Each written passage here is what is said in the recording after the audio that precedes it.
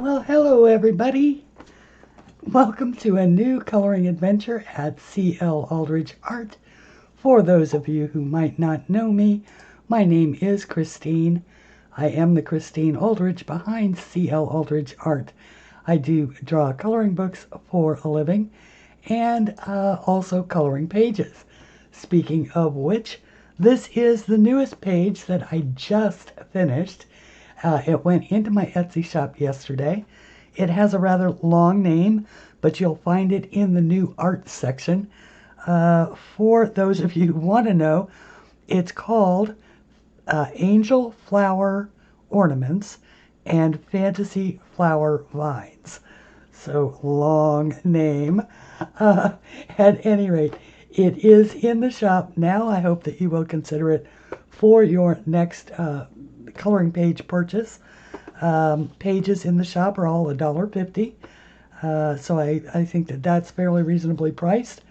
And if you are a member of my coloring group, you do get a group discount as well. So that's on Facebook. This also is a drawing that I am currently in the pencil sketch phase of. So this is not how the finished one will look, but it shows that I am making progress. This is a little tool that I made for myself, which is very helpful if you draw things on circles. I've got all my degrees marked out. And this is a doodle for, I was thinking that I would add birds or butterflies, not quite certain which. And then this is a blank page for if I don't want to work on any of those, and a new inspiration gets me. We are going to be working today in my book, Fabulous Flowers, and we'll be working with Derwent Inktense. This is a little redundant. I'm just noticing, since I have the Inktense and the picture right out on my book, but I do hope that you like what you see here on my channel. And if you do, please do like and subscribe and ring the bell for notifications so you'll be notified anytime I put up a new video. I will be back. Let me do a little setup, get the pencils out, that kind of thing, and we'll be back to get started. And welcome back, everybody. One of the things I did fail to mention earlier is that if you would like to follow me on social media, you can do that at Facebook, Instagram, or Twitter. I am CLAldridge Art in all of these places. Additionally, that is also the name of my Etsy shop. Whoops, wrong screen. That's better. I do always, anytime I'm going to work with a water medium, or actually any medium at all, whether it's pencils, water, markers, anything like that. This is one of those plastic sheets from the dollar store. You find them in the kitchen section, and it is just a chopping mat. And I cut it down so that it fits an 8.5 by 11-inch book. And I tuck it in right behind the page that I'm working on, and then clip it down with a couple of clips. This does help in a couple of ways. It helps me to not roll over the pages as I brush over them with my sleeve. And it also protects, if you're working with pencils, it helps protect the pages underneath from any pencil dents. And in the case of water, it prevents the, well, it doesn't prevent, but it helps the page dry flat so that you don't get as much curl and buckling as you would get if you just used it without. So there are lots of methods that you could use. You could put it on a clipboard. You could tape it down to a surface. You know, use painter's tape on your corners. There's lots of different ways to do this. You don't have to rush out and buy plastic mats and clips. Just do the best you can with what you've got.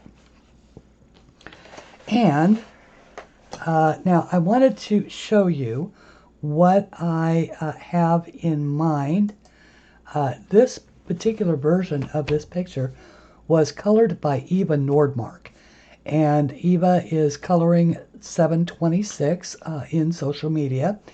And she colored this last year or actually, yeah, I believe it was last year, uh, when the page was still only available as an Etsy exclusive.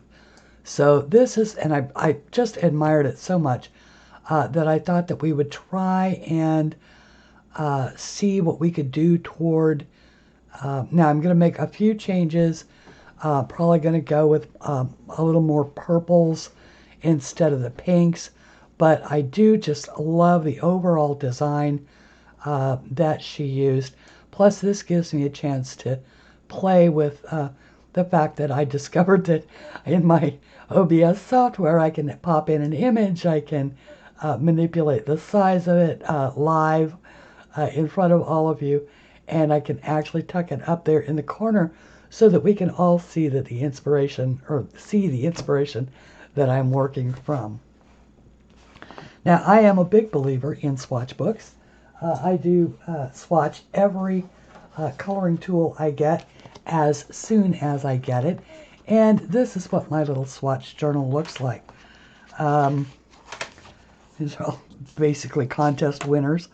And you can see the progression of the tools that I got and when I got them. I started out with just a little doodle that I was making. This originally was going to be a sketchbook, and it somehow just got used. But I got some no-name gel pens from my friend Rose Rambo. So I started out with those. Then I got a set of Derwent Inktense 12 set.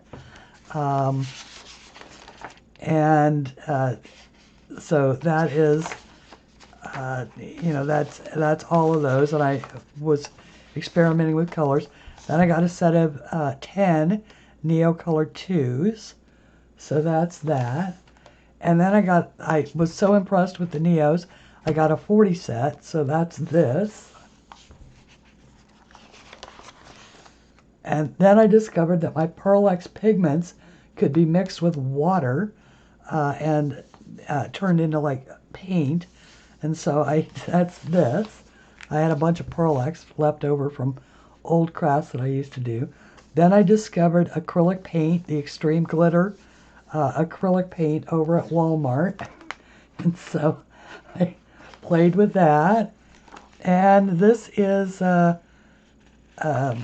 Black Widow, and this is actually a set. I had all 3 sets, and I just swatched them all out here by all their different colors, regardless of which set they came in, so that I could see that. Then this was my deli pencils, which I got, which are my oil-based. They're very similar. They're budget polychromos is really what they are. Budget friendly. And then I got my Derwent Inktense and fell in absolute love with them. So they're all, the 72 set is all swatched out on these 2 pages. And then I got a travel set from the Dear Ms. Kenny. And so I put the travel set in over here. And this is sort of messy, but yeah. And so I've done that with every color medium that I've got now in the studio. And I strongly recommend a swatch book. So I know that one of the things that I want to do is I want to start out with these particular colors. Now, one of the things, the reason why I wanted to work in a purple is because Inktense is primarily ink in pencil form, which means that every time you sharpen it, you're actually sharpening away ink. And so whenever I sharpen it, I try to do it on a glass dish, sharpen a pencil, because you get to a point where you have to sharpen because they get down to nubs. But you don't color with these in sort of the traditional way. But I'll show you all of that. So what I do is when I sharpen it, I pick out all the wood pieces, and then the rest of it is just pigment. So I just apply a little water and use it just like watercolor. And so that's what that is, and that's why I wanted to use some of that purple. So since I don't remember exactly which purple it is, I think it's either the deep violet or I think it might be the deep violet or the dusky purple. No, it's the deep violet. So I think that we'll, excuse me, we'll start out using that and then sort of go from there. And call that good. So how is everybody today? See, in this, it doesn't matter how long it's been sitting on the plate. Whoops. I do believe that I have not screwed my water brush down quite enough. Not supposed to be leaking from that particular spot. We'll just brush that water right on over there. These are my little AquaNaut. They were budget friendly.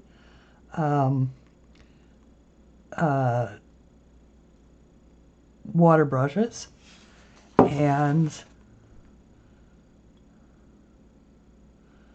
I'm not sure I have the right one in my hand. This one may be a little big for what I want to do. But this is just a piece of paper towel.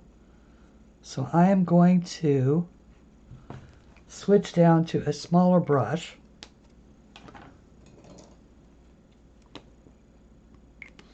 And it isn't that one, so that only means that it could be this one. This is the smaller brush. Make sure that it is wet. And to make your brush wet, you just squeeze it a little bit. Yep, there we go. Okay. So I am going to just use a little bit of that down here in the deepest part of these particular flowers. Zoom you down. No, now I've got to mess with the focus a little bit. Whoops. Don't worry, I'll get it. I usually do. There it is. Manually adjusting the focus for the fact that I'm zoomed in. So I'm just putting a little bit of color down in here, and we'll just be working that as we go. So, how is everybody? What are you doing? What are you coloring? Are you having fun today? For me, it is Thursday, and it is Thursday at, oh, I don't know, some ungodly hour. I think it's like 2:22 in the morning. As a matter of fact, it's exactly 2:22 in the morning.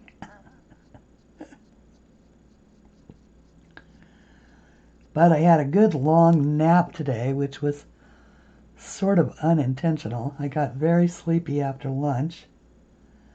I watched Dee Dee Willingham this morning, and she was going over some books, and then of course she's been participating in Inktober, and she's been drawing movie monsters, and today, old movie monsters.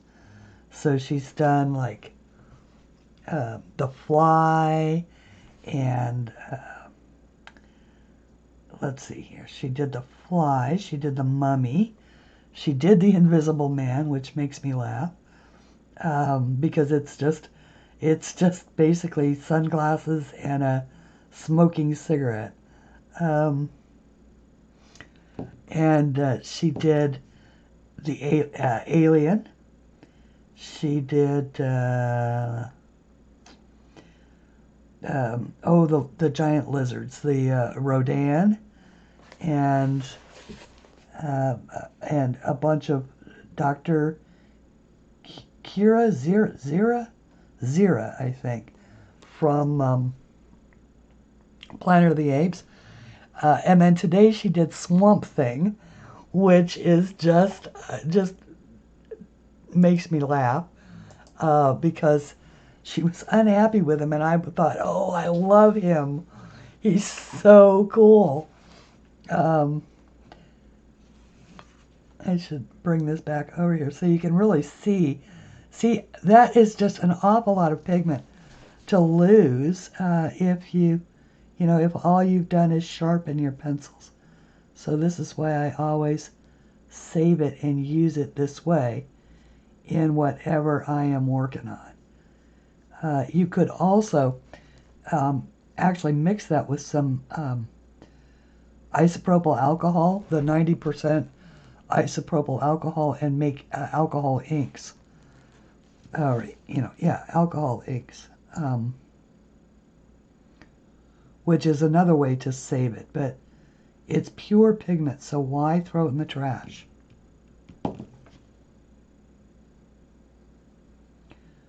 And that'll be enough to do this entire picture. Of course, it does mean that I have to put my paper towel on the desk instead of on the plate, but that's good. Oh, I know what I wanted to mention. How many of you follow Alex at Curiosity Incorporated? I know a lot of people in the coloring community do because we first learned about Alex through Dee Dee Willingham, and a lot of us go to Dee Dee's streams. And we sort of all came into learning about Alex when he helped a homeless man who had brought him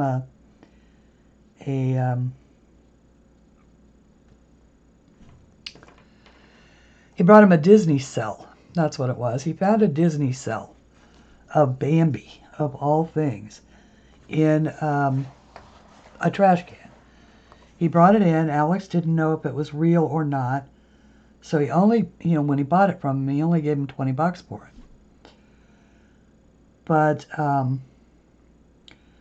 he discovered it was genuine, and they were able to sell it for about $3,500. And so this lovely young Canadian man who owned this antique store proceeded to then go track down, what was his name? Adam. His name was Adam. And to give him the half the money. And so it took weeks, but he eventually found him. And then after learning his story, hosted a GoFundMe and actually managed to put Adam back on his feet. Get him home to his family. He lived in his family lived in another far distant province of Canada.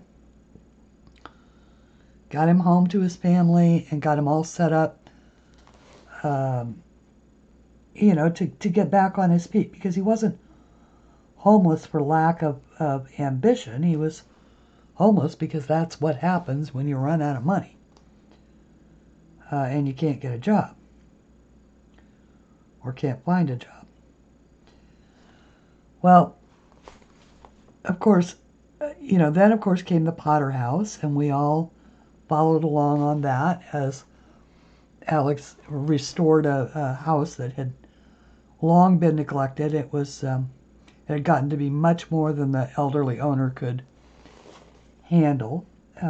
So he did that. He treated it with respect, discovered that she'd been an artist, found new markets for her art, basically restored her work to the public, and brought back knowledge of it to all of us.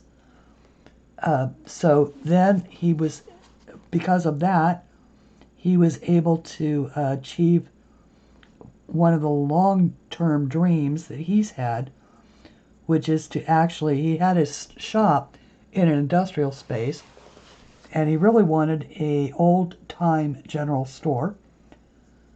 So we followed along as he both found it, eventually was able to get the financing to buy it, and then of course he remodeled it, and he opened like 2 weeks ago. Well, it's starting to get really cold in Canada right now, and one of the fellows that we met through Alex's show is Hans.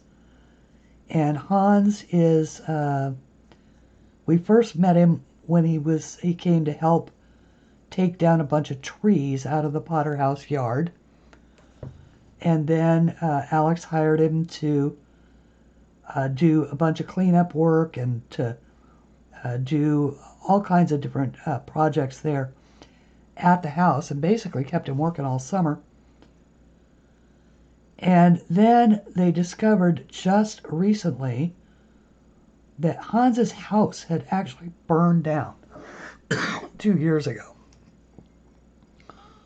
So he's been living in a pull-behind trailer on the lot where his house stood, which he owns. But he doesn't have any power, and he didn't have any heat because there's no power, and propane is very expensive. So yesterday morning, Wednesday morning,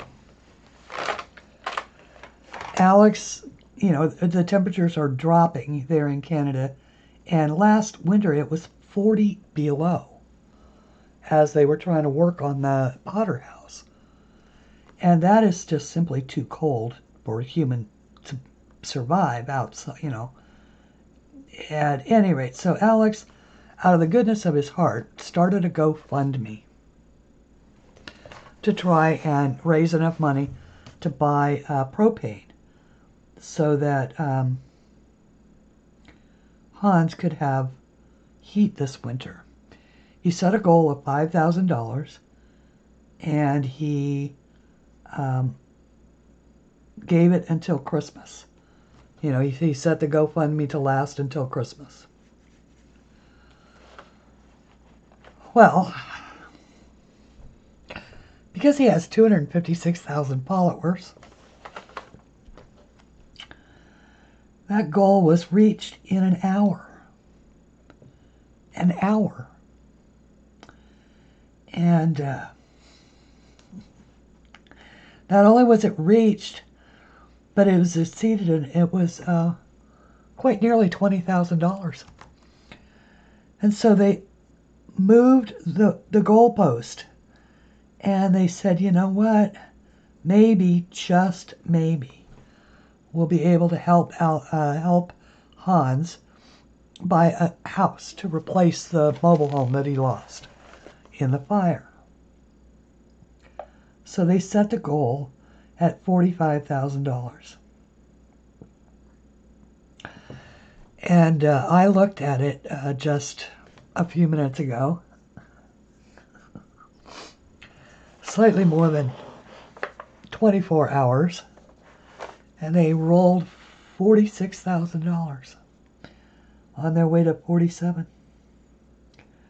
So that gives you an idea of the power of one heart to change somebody's life. And all of the people that heart was able to reach. That's just amazing to me. Because Hans, as we all could have guessed, is not the type of guy to ask for help. Otherwise, we'd have known when we met him last year that he was, or earlier this year, I guess, that his house had burned down, and that he didn't have any heat. He never said a word to anybody. And I think Alex discovered it accidentally. And he said he couldn't sleep that night because he kept waking up thinking it's just not right. That, somebody that they know, a friend because, Hans is one of those guys that's always just there to help. And, he'd do it whether you paid him or not. And he never, he kept trying to say, Alex, save your money and you don't have to pay me. I'm just doing this to help out. And Alex is like, no, I have to pay you. Look at how hard you've worked and how much you've gotten accomplished. So I just think that is so special. because they are going to be able to do a whole series on house shopping for Hans. So 24 hours later, and this man's life has changed completely by people he will never meet, you know, a few dollars at a time.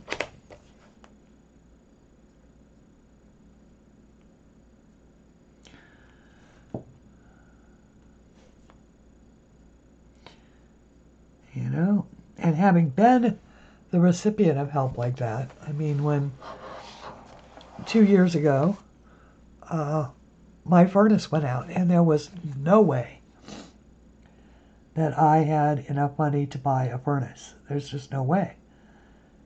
And my next door neighbor, whose son was the serviceman who pronounced my furnace dead, said, well, that will never do. And they were back by the following day with a new used furnace, barely used furnace, that had not been used in a particular house because they discovered that it was too big, or not big enough. That's what it was. It was not big enough for the house that they put it in, but it was perfect for this house. And they installed it. So I know what it's like to not have heat, and we don't get anywhere near 40 below here in Virginia. The lowest it's ever been is like 17 in the time that I've lived here. So, I mean, 17 degrees above zero. So, okay. Now look, we've done all of the interiors of those flowers with just that little bit of pigment that was left from a sharpening. Just a little sharpening. That's just amazing to me.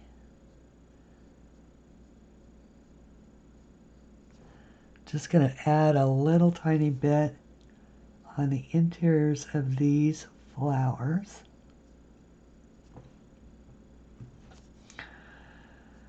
So, if you are looking for a heartwarming channel to watch, I can absolutely recommend Curiosity Ink.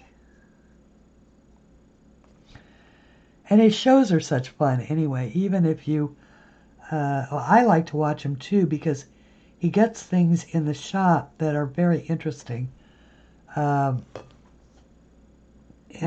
you know, I watch a lot of those kinds of shows like The Crazy Lamp Lady.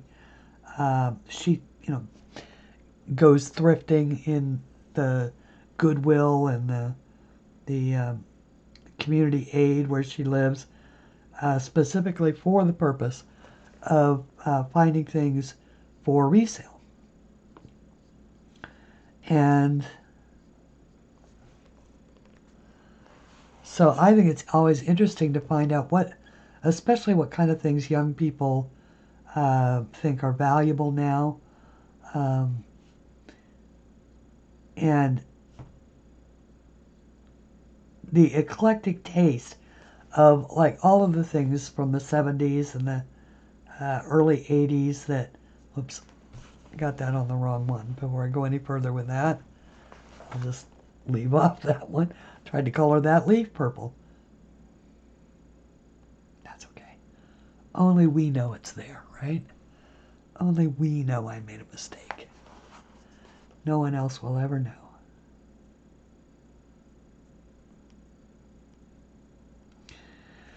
So I like to watch shows like that. For the same reason I love to watch Antiques Roadshow. You know, to find out what stuff is worth, and because if you ever see it or run across it and are in a position to buy it, whoops. I did it again. I got a little carried away.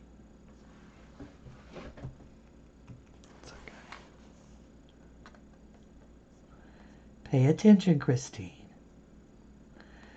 And then I was on a discovery adventure.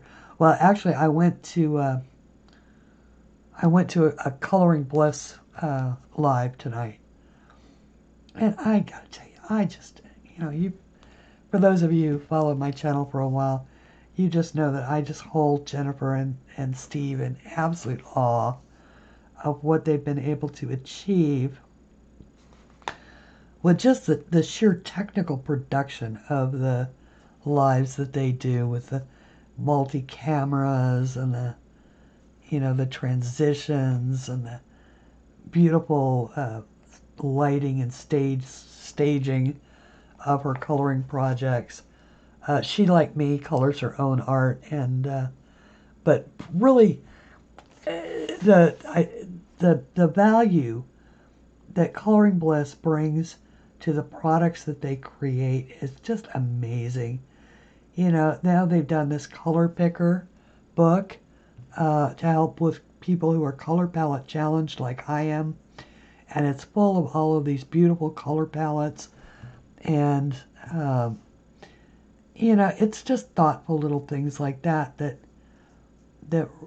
make a brand, make Coloring Bliss the success that it is. So my hat is off to Steve and Jen for the job that they do. Okay, so that is good. Now, I do think that I'm going to stop with the purple there, even though in this, to blow this up, oops, make this bigger again so we can actually see it. I know you can't see it, but they're in that center tiger flower. See those outer leaves? I was almost going to do those, or those inner leaves, the little tiny ones. I was almost going to do those, but I think that I will save that for a different color.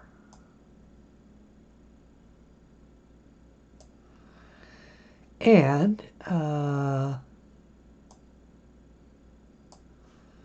okay, so on to the next. Yeah, that's an acceptable amount to throw away.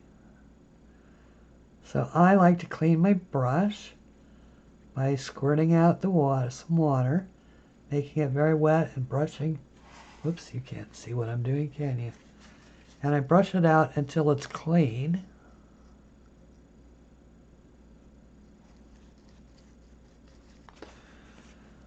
And then I can move on to a new shade.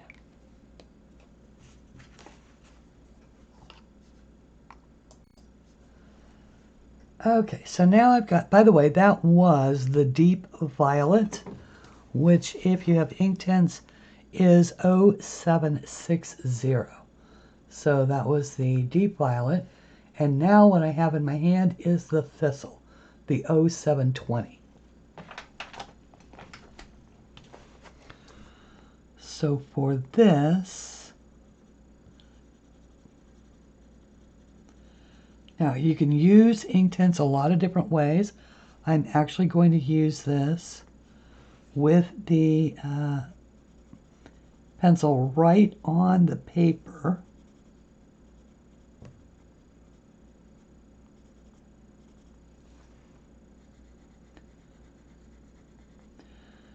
I'm just going to do this one in the corner and we'll see how it works out. And then, if we like it, we can do the rest of them that way. Trying to leave enough space because I have an idea what I want to do out there on the edge. Okay. So let's try this. I'm actually going to start by stroking down into my purple. Mostly because I don't want to, I want to leave a little bit out there on the edge so that I can see if I can't get that kind of glowy look that Eva got on hers.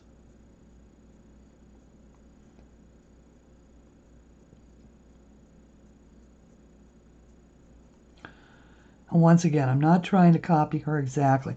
Now, the key thing about Inktense is that once it's on, it doesn't move. It's not like watercolors. So you can end up with harsh transition lines. And to a certain extent, you can blow those out with a second layer by deepening your colors. But it's always best, if you're going to do it, to let it dry first and then see how it looks. Don't judge it by how it looks wet. Let it dry and see how it looks dry, and then determine how much, or whether or not you need to add more pigment. Now, because I want to make these glow, and I kind of like the way that she did them. See how she did this sort of creamy? I kind of want to do that. And so I'm thinking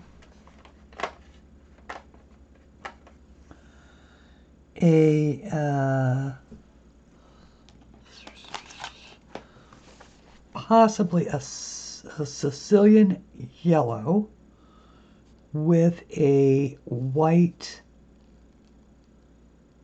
overlay, or a golden yellow.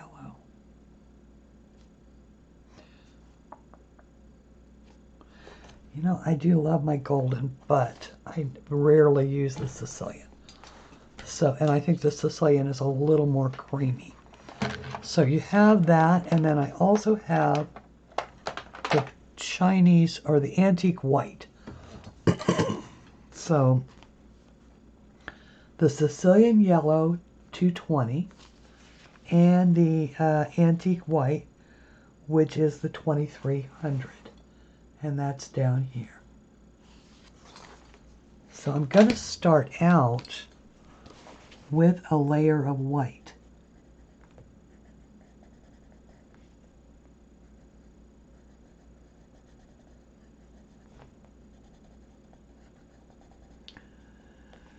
We're just going to see how this works. I'm being fairly heavy-handed with the white because I want to see if it'll create sort of a fade effect. Now this I'm being very light-handed with. This is the Sicilian yellow, which to me is more like it's like a light Tuscan yellow. Same country, just further up. Further up the boot. Actually, I think Sicily is an island, isn't it? Okay. So I like the way that that looks now. Let's see if it translates to wet.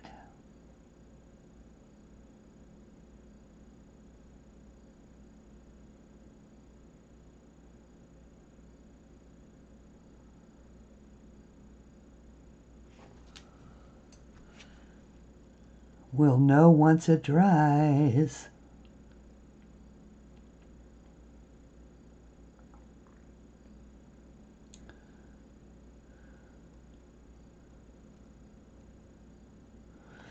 So now then, you guys have all been keeping a secret from me. And her name is Mrs. Coffee. How did I not know about Mrs. Coffee? Come on, guys. No one ever told me about Mrs. Coffee. You were keeping her all to yourselves, weren't you? What a delightful channel that is. I am speaking of Mrs. Crochet and Coffee, who I have now discovered and is just it's just a fun channel. I love the fact that Mrs. Coffee is just so real. She does a lot of diamond painting, and we'll get to that in a second. But she has started coloring as well and doing coloring videos, and she's just a hoot. She did a Spooktober spot, and I watched all 2.5 hours of it, or all 2 hours of it, and it was just delightful. So I am a very happy subscriber now to Mrs. Coffee, Mrs. Crochet and Coffee. So if you haven't checked out that channel, please do. It is so funny. And I have to admit, I believe her name is Alicia. She says that in her intro video. So, but she goes by Mrs. Coffee, and it's just a delightful channel. I really enjoyed it, and then I heard she had come to my stream. I didn't know she had a channel, and then I heard Anne at A Colorful Life talking about Mrs. Coffee, and talking about diamond painting and Mrs. Coffee, and I like, the penny dropped. Was just exactly like the penny dropped. And I'm like, oh, that's who that is. Okay, all right, so we like the way that looked. And so we'll go for it again here. I'm trying to be light-handed with the thistle, which is what I'm using. Now the other option, of course, is that you can take your pigment directly from the pencil with your brush. And I certainly have done it that way. I'm actually going to try and see if adding all the color at once will make that blend smoother. It should. Of course, I had to pick the smallest ones to try and demonstrate that on, right?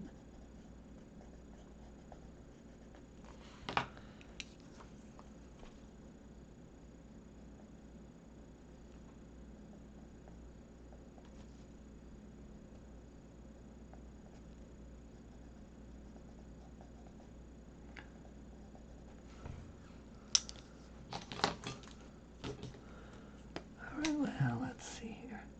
So once again, starting from the outside and just doing the outside, then pulling to the inside.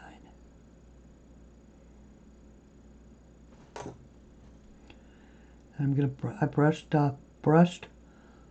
Boy, I cannot talk tonight.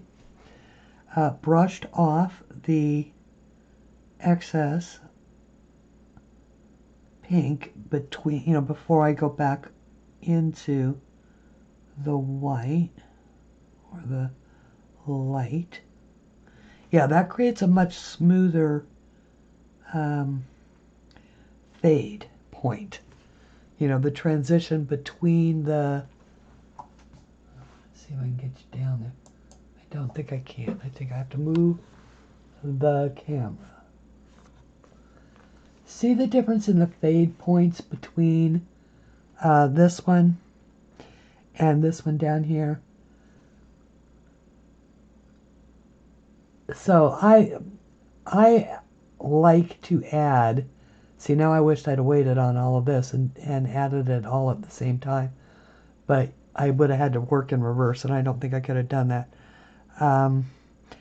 But that is the thing about Inktense, is they blend so beautifully together, and provided you're not... Because the colors will mix, which is why I stay to the outside and activate that with the water, and then start with the thistle, brush off the extra pigment, and then back into the light and brush it down. And it creates a beautiful smooth transition point.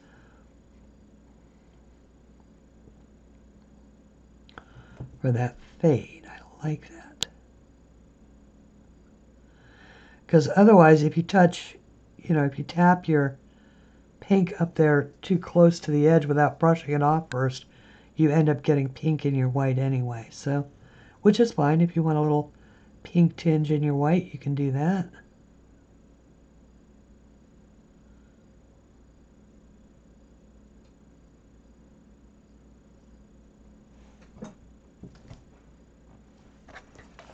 Oh, those are pretty.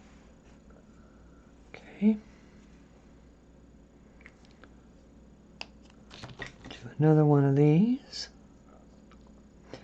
I doubt that we will finish this in one sitting, but it'll be lovely to have something to work on in a second video. Although you never know. One of the things I find most remarkable about Mrs. Coffee is that she says she's colorblind. And I know that color blindness affects reds and greens. I don't know what else it affects. I do know. Okay, now let's talk about diamond painting. All right. As y'all know, I have steadfastly, up till now, avoided ordering any diamond painting projects. Well, I could fight Anne, because Anne had pretty much stopped doing diamond painting videos.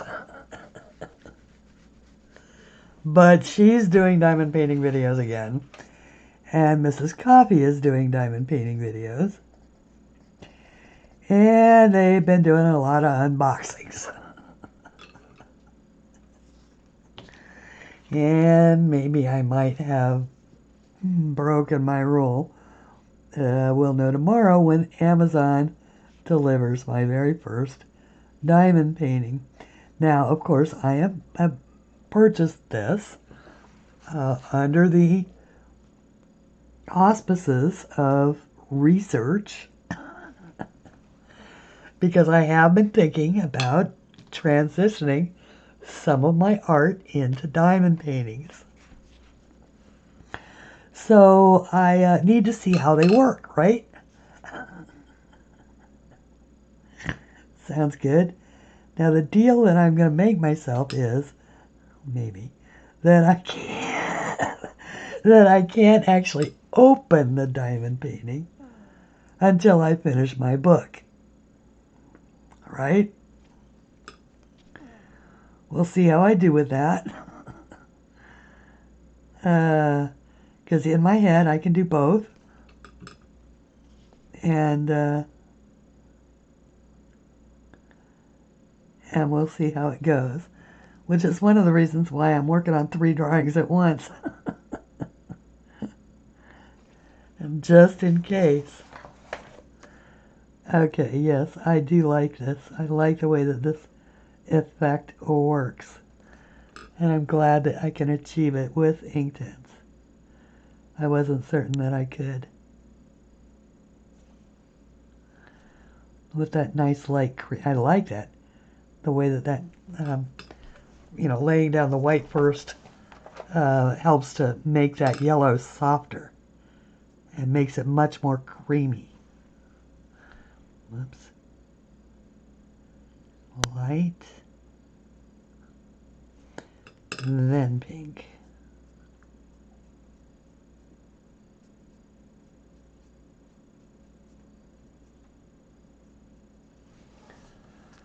Okay, so that is those 3.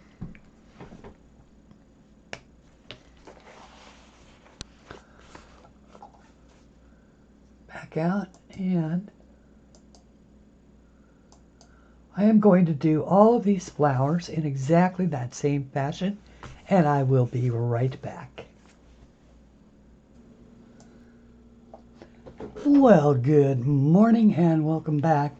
It is a new day, and as you can see, I did finish up the flowers, and I even added the color to the, since I had the deep purple or the deep violet in this flower, I went ahead and made it the same colors. Now, I did add extra layers of color to this. Let's see if I can get you down there. Hopefully we're still in focus. So you can see that I was able to get rid of that hard line transition between the thistle and the purple. And then I also went back in and just added a second layer of the Sicilian Yellow around the edges to really mark those edges out. And I think that this is really pretty. Now, as I've been studying this, I have sort of determined that one of the things that make this particular color palette so appealing is it really is limited to just a very few colors. We have the pinks in there, and orange, which is technically, I think that what Eva did is she used this same yellow. Well, you can't see, I'm pointing at it with my pointer on my own screen, but I don't think you can see that. So if you look at the yellow in the big tulip flower, it is pretty much the same shade as is in the edges of the corner flowers. So those, I suspect, are the same pencils, just simply used in different ways. But what makes this particular color palette so appealing is it is limited in scope to simply that yellow, the pink, which together make a tangerine, which you see in that tulip flower, and also in the small under flowers or under leaves of the big tiger lily.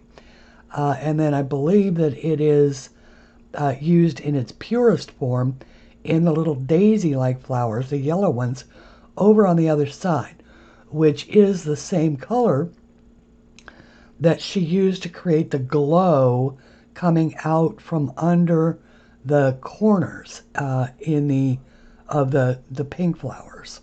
So, you know, down there in the corners and up top at the corners, how she's used that sort of yellow glow. And that is the overall, one of the magics of a good colorist like this is that they are able to tie in with great color cohesiveness the subjects that they're coloring. So that is the look that we're going for, using slightly different colors, but not so different. And of course, it's got the, my own unique interpretation. I'm not trying to copy it exactly. I just am using it more as a guideline. So, moving on, I thought that I would do one more flower series in this part 1 video and then go ahead and move on to a part 2 video. So before I do the main color here, I thought that I would go ahead and do these small yellow flowers. And I wanted to go ahead and do these in the same Tuscan Yellow or Sicilian Yellow. And I'm going to use also the antique white pencil. So let's move down, move the camera a little bit so that I can get all of this in. And you can see how much of the pigment I've been wiping off so that I could keep these edges clean. So let's see how this goes. I'm going to start from the inside and I'm going to pull outward.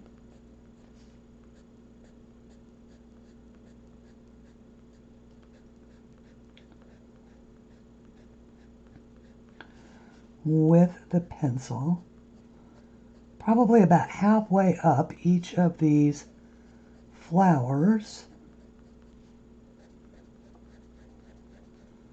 flower petals.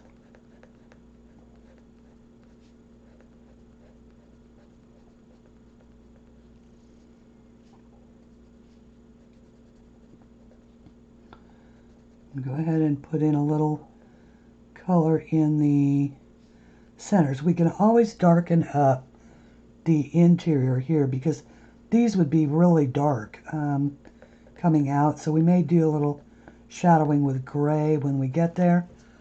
And then I'm also just going to add just a little light layer of the antique white out here on the edges for a couple reasons. One, when I pull the yellow out from the center, I want to keep it as light as I can. And so hopefully, at least in my imagination, this white will help to do that.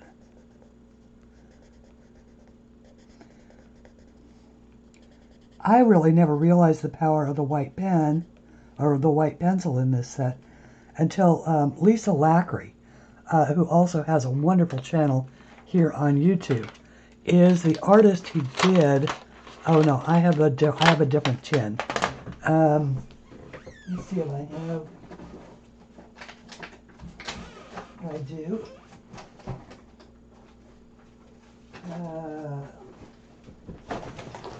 Well, do I have? I may not. I thought I had it handy. Oh, there it is. Lisa is the one that did the tin art for Derwent on the tins that they had where they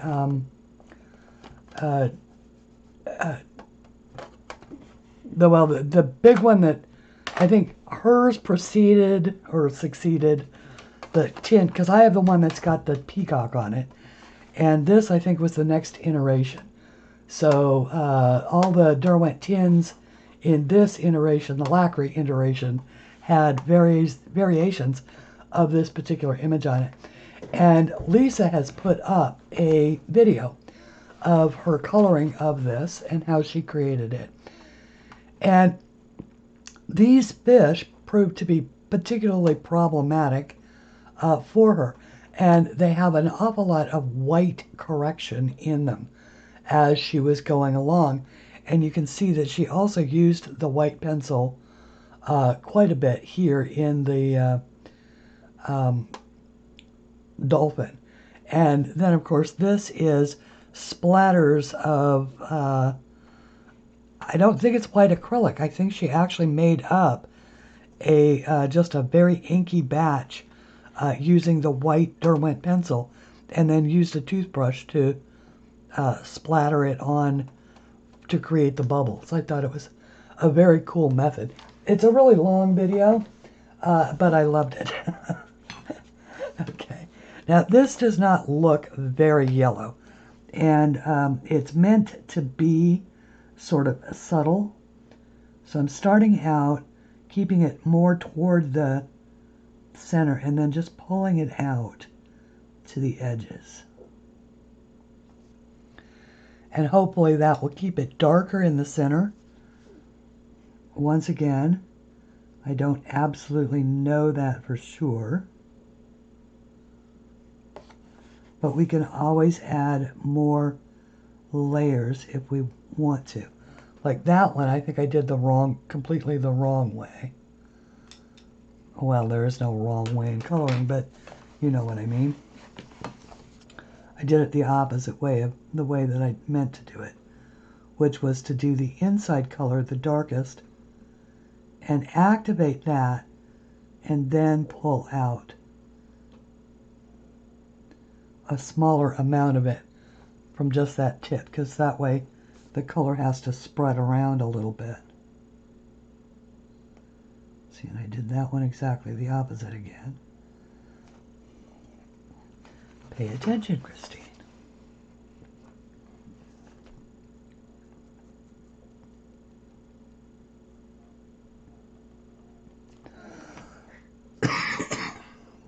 Excuse me.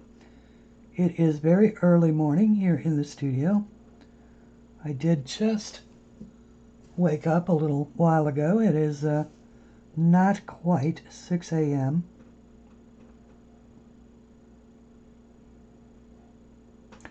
It has been wet and rainy here in Virginia, and that kind of weather always makes me sleepy.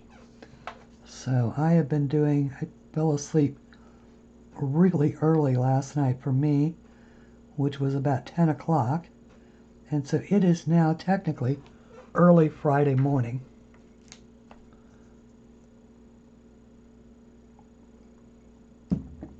Excuse me. I'm enjoying my first cup of coffee and enjoying a little visit with you guys.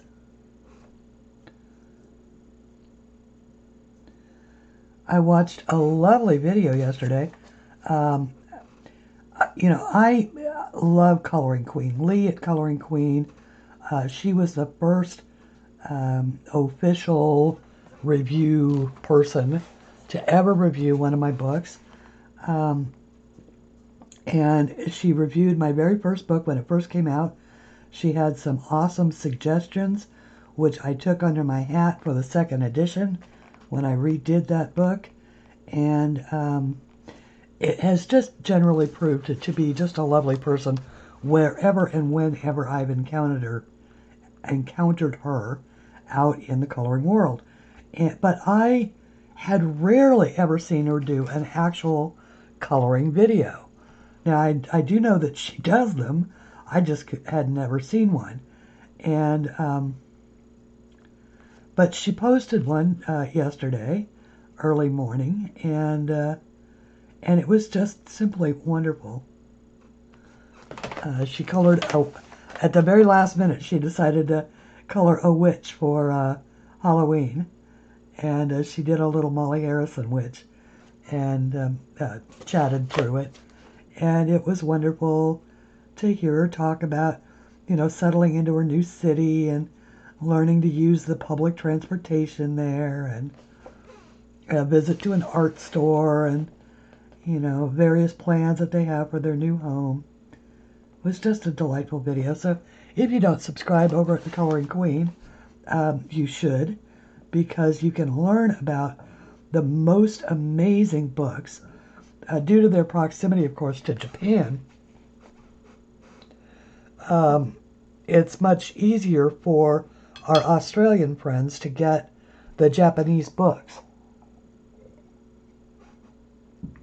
And Lee does an awful lot of review of beautiful Japanese books. So if you are at all interested in those, of course she does all kinds of books, but you really do. They're the ones that we don't very often see here in the United States, at least not in any of the stores. So, and there are some such talented Japanese artists.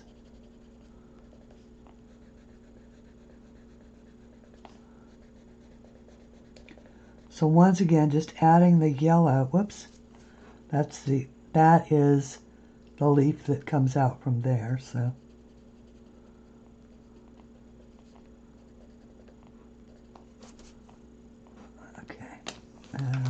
Let's see if I can erase that a little bit.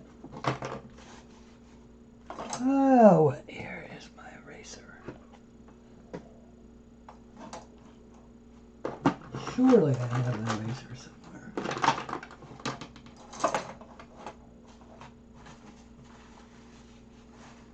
There it is. Like my mother would say, if it was a snake, it might have jumped out and bit me. It was in its logical place, which would of course be the last place that I'd look for it. You know, sometimes the obvious escapes me. You've all heard that phrase, that it was in the last place that I looked. Well, it took me forever to understand the nature of that phrase. You know, because obviously once you find it, you stop looking for it. So therefore it is always going to be in the last place that you looked.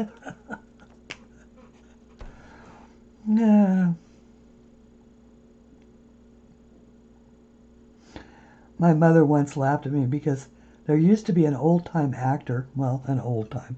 He was an actor, he was there used to be a TV show called It Takes a Thief that starred Robert Wagner. And Robert Wagner was married to Natalie Wood. And but the actor's name was Malachi Throne, but it was spelled Malachi, Malachi. And so that is how I'd always said it in my head. I never really had a reason to say it out loud until one day we were chatting about something else. And I said something like, oh, well, that actor reminds me of Malachi Throne. I thought she was going to die of laughter. As she laughed at me, she said, it's Malachi. My mother was funny sometimes. Actually, she did have a very funny streak. Lovely woman, really. We just didn't get along.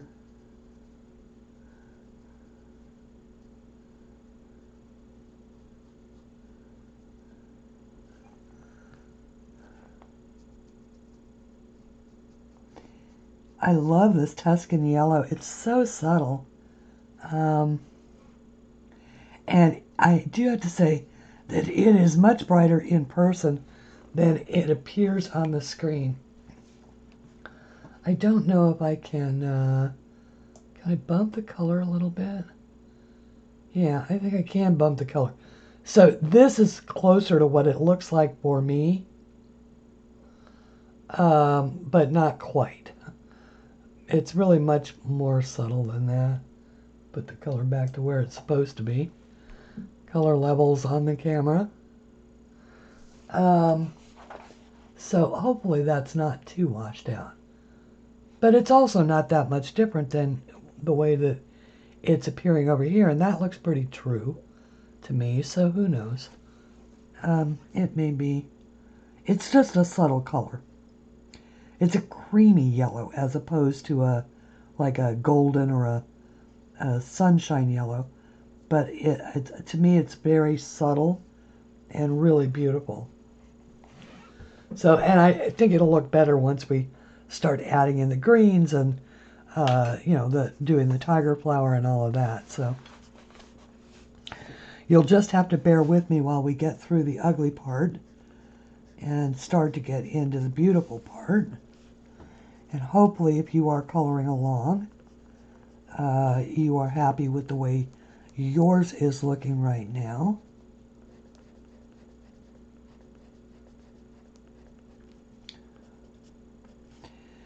Yesterday was just Thursday was just a boring day for me.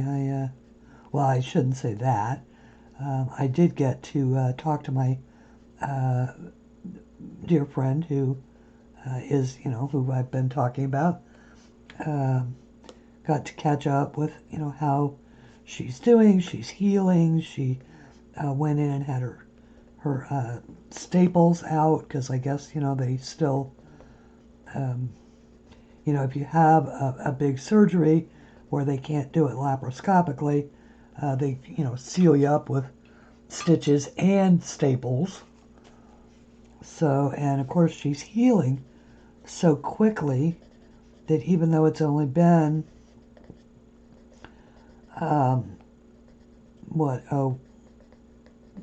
2 weeks since the surgery, I think, the staples were still growing into her skin was healing around the staples. So that made removal of them somewhat painful. But it's also a good sign that all of her systems are working well together and allowing the skin to heal and all of that kind of stuff. So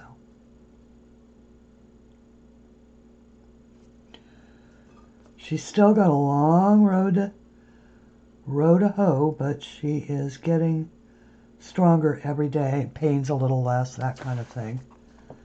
They've started her doing physical therapy. Tell you what, getting older is just not for the weak of spirit.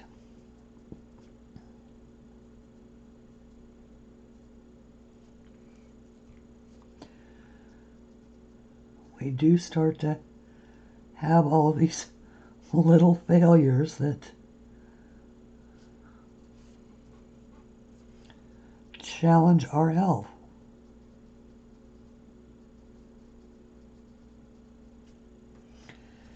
And as we discussed today, the only real thing that you can do is to deal with how you react. You can't do anything about the problem except get it medically taken care of. But you can you can control how you react to it by dealing with your feelings about it.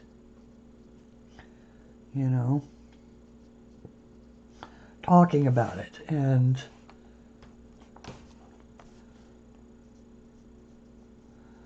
especially finding others who've had, similar circumstances, things like that. And I think everything works that way. In life, it's so wonderful when you're going through something to realize that you're not alone, that other people have experienced it too. That this is the theory behind the 12-step program too, and why they work is because you feel alone in the world, and everybody gets it except you, and you realize that you're not the only one that doesn't get it. That there are other people out there that don't get it either, and suffer in various ways because of that. So, okay, those are very pretty. See if we can do one more, because I think we'll end up coming back to that. But let me also put, yeah, why not? Let's just put a layer of, whoops, that's the wrong color. Okay, now, look at me doing that again. I want to count my pencils for some reason.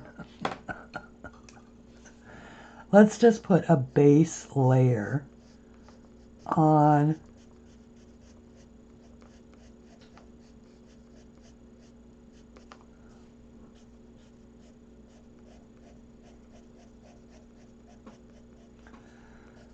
the leaves here, because we're going to be adding a darker color on them at the base, but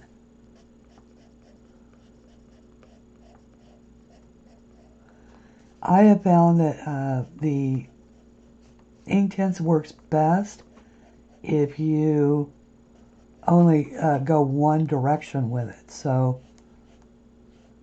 I'm actually picking it up at the end of each stroke.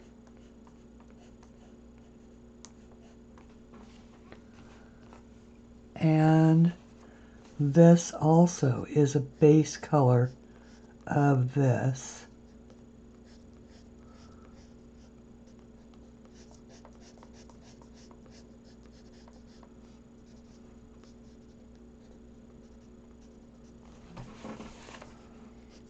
I'm just laying down a base coat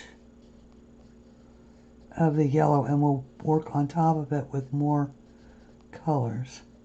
And it's okay if it's getting into the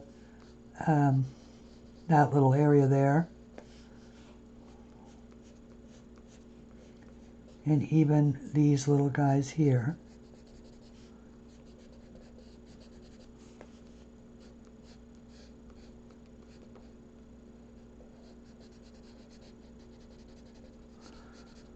Because we'll just use the darker colors to create our shading.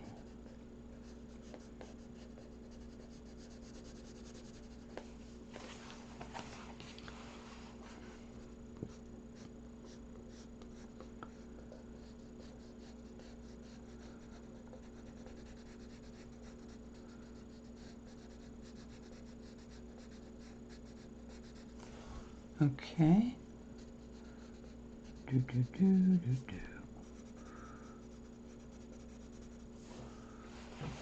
All right. So now it's because I have the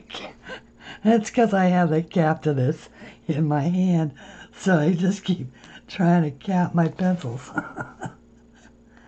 Oh, that is just too funny. Oh boy.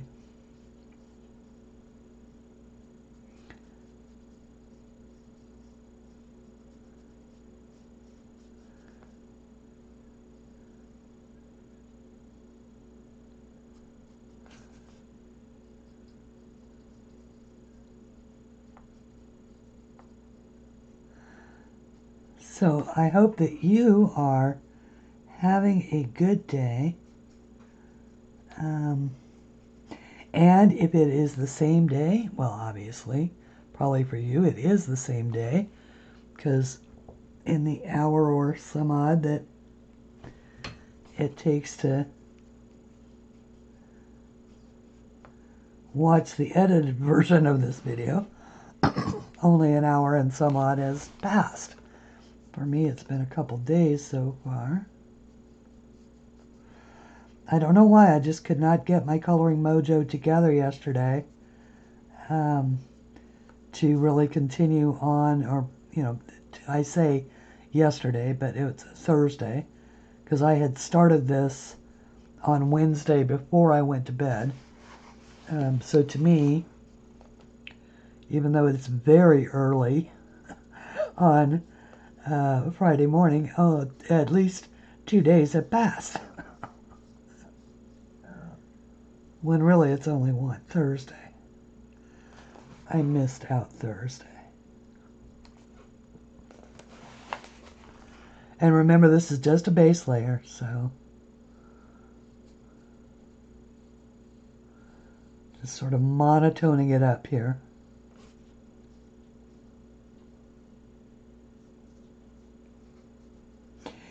One thing about it, it does not take very much water to activate Inktense.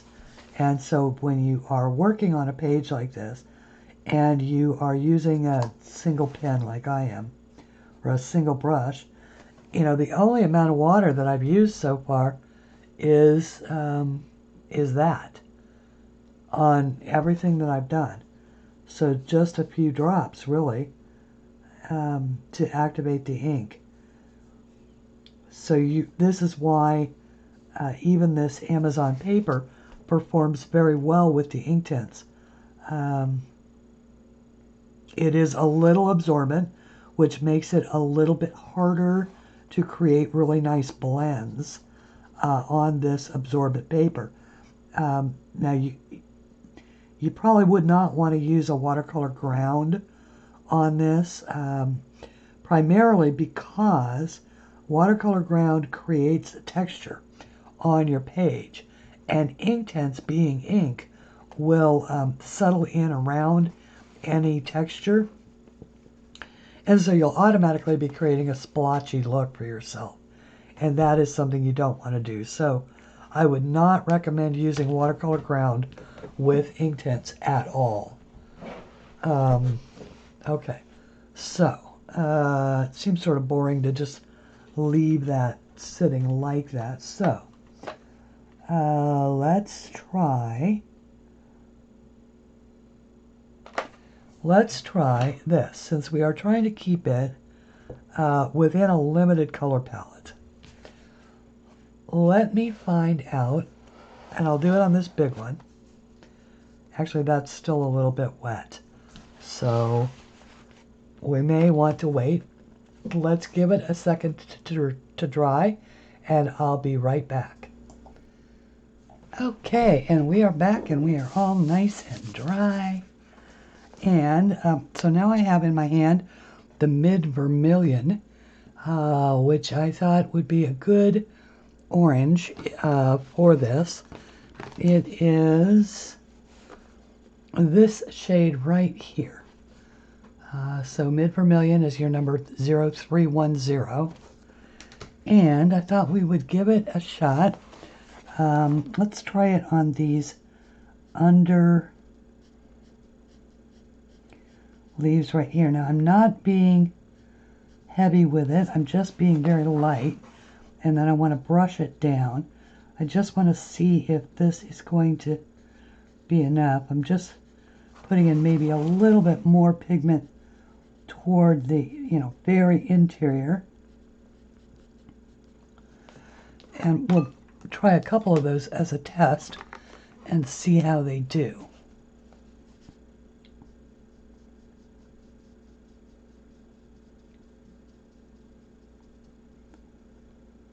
And then just slowly brush it down so that you get a nice fade into the yellow. Do the same thing on this one.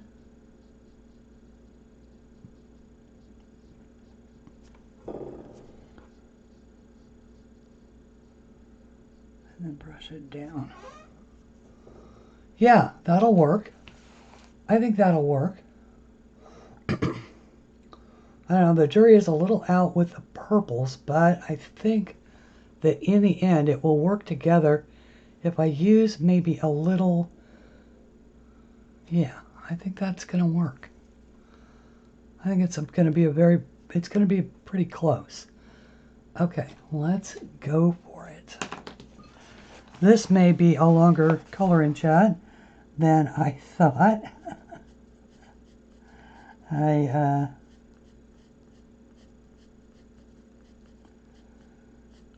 While I was at it, oh, by the way, yesterday, that diamond painting that I alluded to earlier arrived, and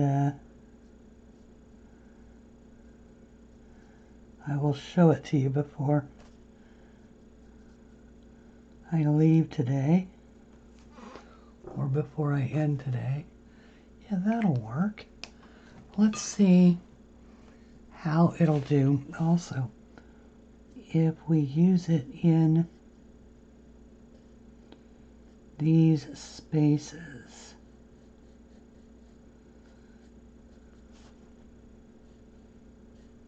Trying to be very careful because these pencils don't have a really sharp point.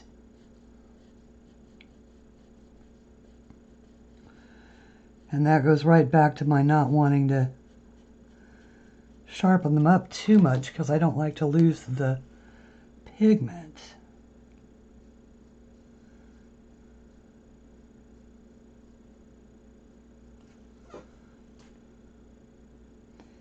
Actually, I should and just brush it ever so slightly into that area. And then this one, I want to just make sure it's wet so I can brush it back a little bit more. I'm wiping off the excess pigment as I go.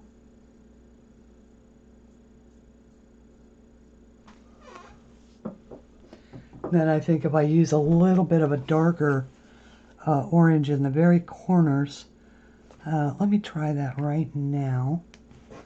Let me pull a burnt orange and just add it to the very ends out here. I'm going to wait to do it on that one since it's wet.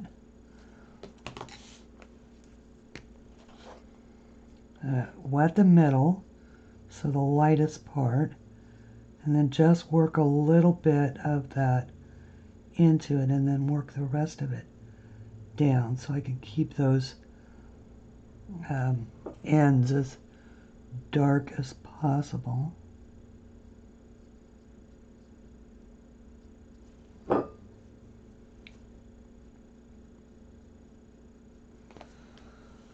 Yeah, that'll work. And then I'll use maybe some dark brown. It just seems a little bit blurry. Let me try, see if autofocus will give me anything better. There we go. Perfect. Okay. I'm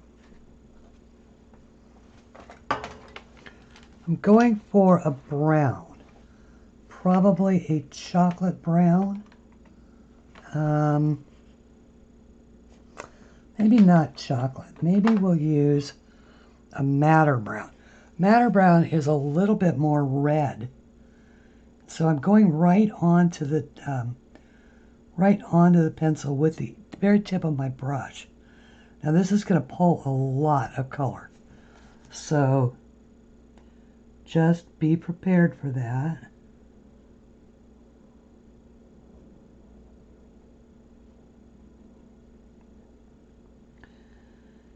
Just barely touching these little dots.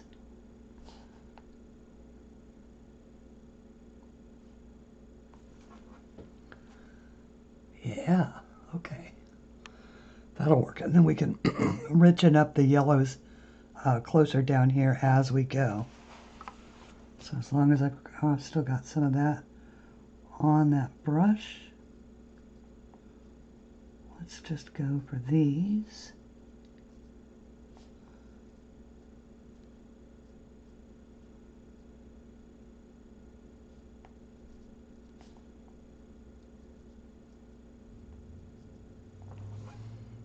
Love it. Okay.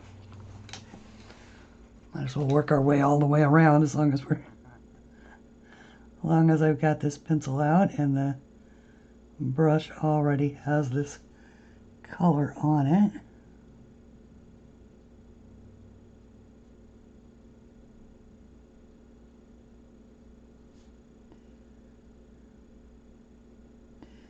Nice little teeny spaces that I made for these. And you could do this with a fine liner. That's the one thing that I do not have any of in my coloring supplies, and I should probably correct that soon. And I was thinking about it especially since one of the things that Eva did, whoops, got a little wild with that one, was in the centers of these pink flowers over here, she used brown centers. And I kept thinking, what is it about those centers that I like so much? And it's that she left an area of white around them. And let's look at that for just a second. You see, well, actually, again, I actually have my mouse pointer that I can use to point at them, but you can't actually see that. But if you look in the very centers of the flowers down in, say, the bottom corner, see how she's left a bit of white, and it looks like she used either a black or a dark brown fine liner for the centers. And since I don't have any fine liners, and the only pens that I have that would be thin enough to do such a tiny space like that are black. And so I was going to try and do it with the water brush, and instead I was going to use a finer brush like this one that has, just a teeny tiny tip, and see if I can do it with those. So if you don't have a water brush and you do have watercolor brushes, you can do this with those, or any fine brushes. Those are model brushes. They're specifically designed for painting the tiny, tiny lines on model cars. Not that I've ever painted a model car, but they also work with your watercolors and your acrylic paints and all of that.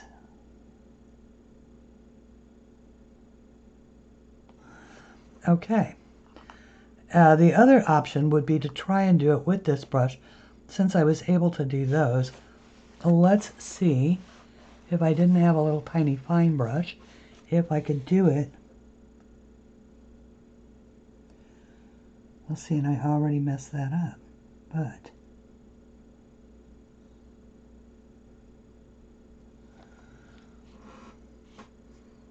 you can still just leave, you know, even your little mess ups are fine. Once again, this is the madder red, or madder brown is what it's called. And it just leaves a little hint of the white around it.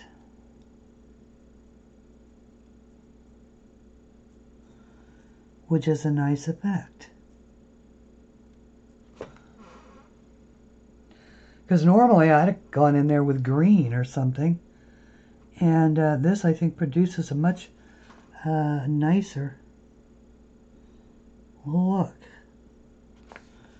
So I learned something. And that's how I learn. I learn by looking at other people's work and sort of deconstructing how they did it and then applying my own way of doing things to it. And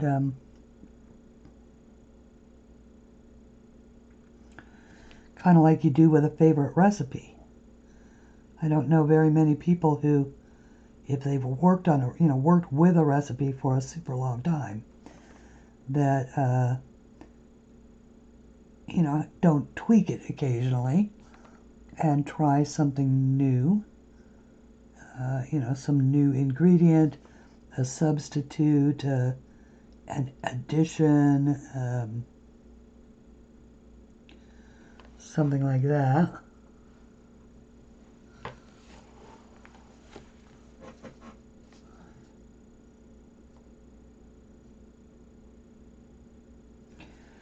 Like I make, one of my favorite things to do is at the end of the month when finances are a little tight, I make what I call kitchen pantry soup. And it's basically all the stuff that's left in the pantry. So, if I have, let's say I've got some frozen chicken that, because I like to roast a chicken and then cut it up and put certain parts of it away to, make other things out of. So if I have a bit of roasted chicken left, I'll chop that up and put it in on the side, and then I'll start in the, with a can of tomatoes and a can of red beans and a can of corn and maybe not that I don't use a lot of canned corn, but I do like it in a recipe. So I buy, when I make cornbread, I like to, not only do I use the masa, but I also use the, I also put a little can of corn in it, and it's yummy. It's yummy that way. Okay, so I just cleaned my brush, got all that brown off of it. So now we can go back to our mid vermilion and our burnt orange and add the burnt orange in at the very dark ends.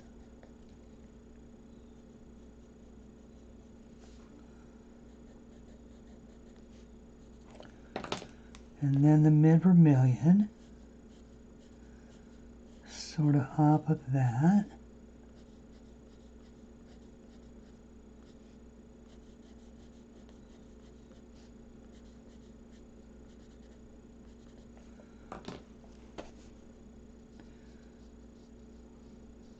Go for the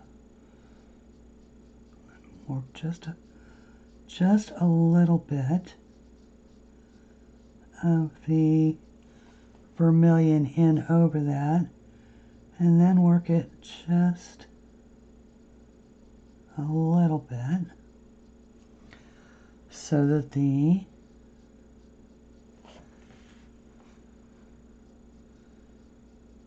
sorry if I got very soft there. I realized that I was down far and the camera is, although it's zoomed in, it's still pretty high. So my voice gets underneath the microphone and I don't, sometimes it's hard to hear me.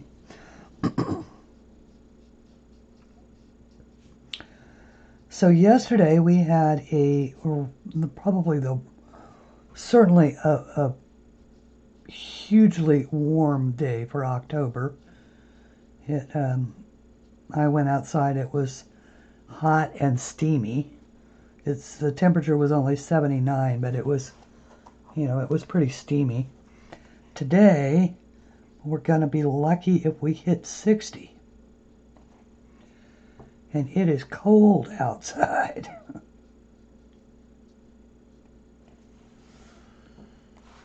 Okay.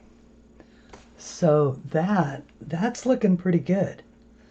That's looking pretty good. Let's make sure I've got the mid vermilion. We'll do this one.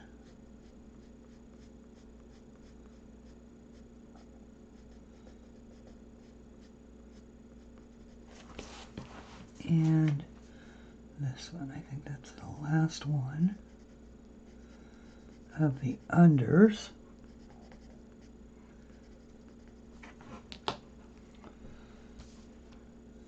So I'm just going to make the outside wet and then go to the inside.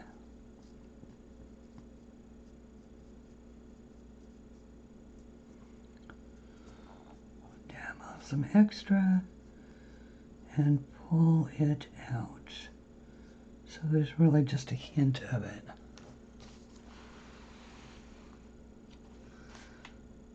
Yeah, that one didn't turn out as well as the other two.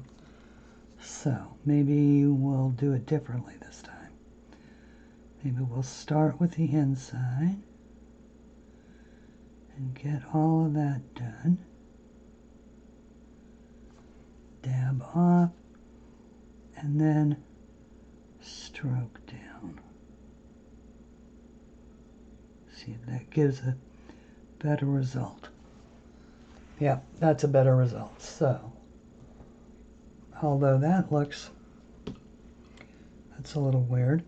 Now you can also, at any point in time, if you think you need a little extra color somewhere, you can just pull it right off the pencil again.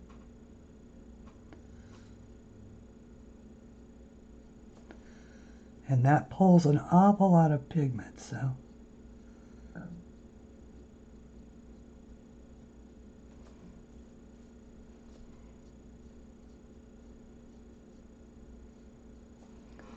Make sure that's all very soft. All right.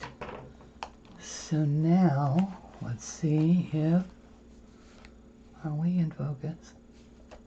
Focus. Could be my eyes that are out of focus. Try autofocus one more time. Just to make sure.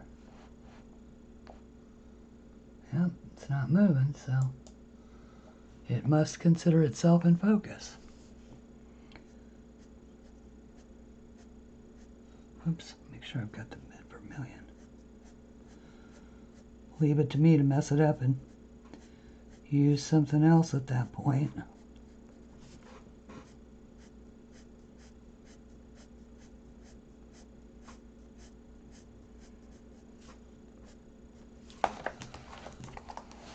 Just sort of trying a blush of color right now.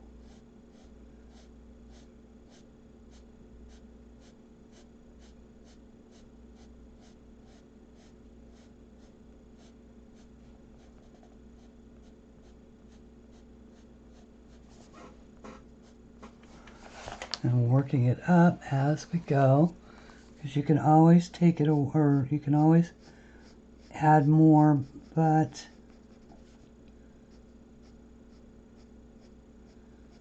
it's hard to take it away again.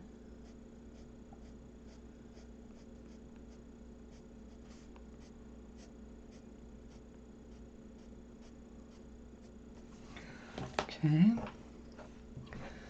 And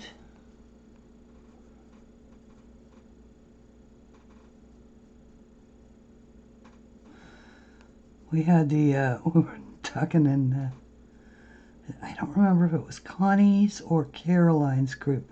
Might have been Heather's. But we were talking about Inktense because a lot of, or not a lot of people, but some people will use Inktense without activating it first. And all of us who love our Inktense were like, well, in that case, then why bother? Why bother using Inktense? Half the fun is making magic when you get to blend all the colors together and with your water brush brings out your inner painter.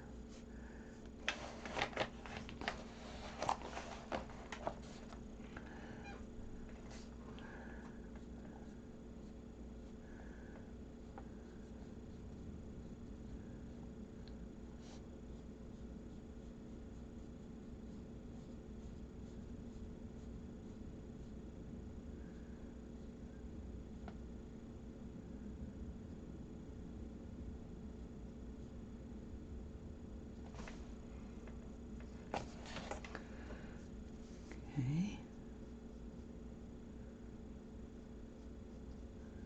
I like it. I am liking it.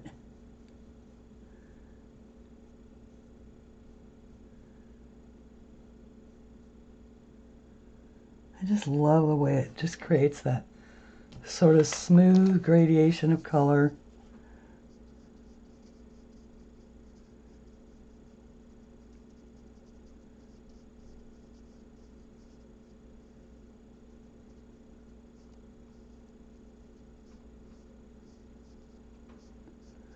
Okay.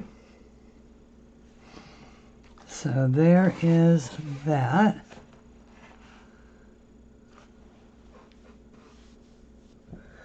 Okay, I think that what I'm going to do is I will finish this off stream, and I will go ahead and post this video.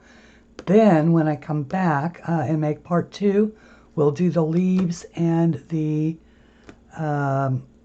center piece and the background.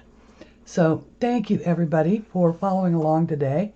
I hope that you did enjoy this demonstration of Inktense and are coloring along with me as we work on this picture. Once again, I do want to give full coloring credit to the lady who inspired our work today, Eva Nordmark, and that she is Coloring 726 on social media. I do hope that you will follow her Instagram page and see the beautiful work that she does. So until we meet again, please do color something pretty. Thanks for watching, and may good things follow you all day long. Bye everyone. Oops, sorry about that, this little tail end thing. I did want to show you the diamond painting that I bought. It is my first one, and there it is. This is how it looks on Amazon. It was $9.99, and it is 11 by 8 by 15 inches. Now, I'm given to understand that as far as diamond paintings go, that is a fairly small canvas.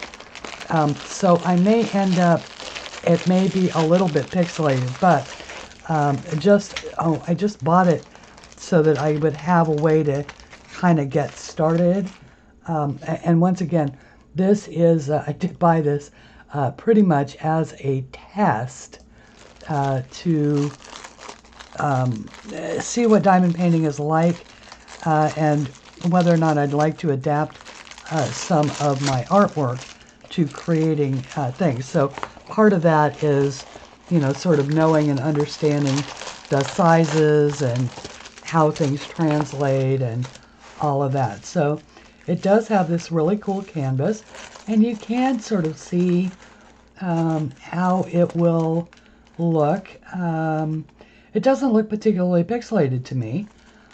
Maybe the little butterflies that are right here will be super pixelated, but otherwise I think it's going to be pretty cool. And once again, my very first foray into it. I promise I will not be falling off into a, diamond painting to the exclusion of anything else. But I may certainly do a little bit of this in a diamond painting video. This particular one, I bought it for a couple reasons. I did look on Amazon, and I did want to sort of point this out. A lot of the diamond painting kits on Amazon have very low or they're unrated at all.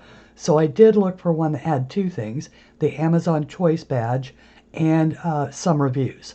And I did read those reviews of this particular manufacturer, which is Barabo. Hang on, let me see if we can make that. Benbow. Benbo. And of course it is an Amazon fulfilled. And for $10 it was worth the experiment. Diamond paintings can, in the bigger sizes, can be very expensive. And so once again, before I have any of my art or made into diamond paintings, I do want to see what they're like. But I have noticed that people like Elena Lazareva and even, I think, Anna Lynn, Molly Harrison, some of those other ladies are starting to have their artworks made into diamond paintings. And so I really did want to look into that. Plus, between Anne and Mrs. Coffee here on YouTube, it was sort of hard to resist because I suspect that since I love needlework, I love knitting, crocheting, cross stitch, you name it, that this would probably be right up my alley as far as things that I enjoy doing. And we should all have something that we do just for ourselves. I draw as a business. It is hobby, but it's hobby, but it's also business. And so this one would be purely maybe hobby business too. Who knows? Anyway, came beautifully packaged. I did verify that all the colors are here. The drills are beautiful. They appear to be in great shape. I looked for the little telltale signs that that Anne or Mrs. Coffee have said to look for. None of the drills have any weirdness going on the back that would prevent them from sticking. There are no AB drills in here, which means Aurora Borealis finish. But yeah, it's pretty cool. And all the colors are here. Everything comes in a little pouch. It's all well packed. Came in this little unmarked sort of plastic made in China thing. And also in that. And it came, of course, with tools and a little how to do it type of thing. So there's 18 colors, which isn't a lot, which is good. And it'll be fun to get started. So there is that little bit, and I'm just sort of sandwiching this in at the end. Again, please color something pretty. I'll see you back with part 2 of this coloring project soon.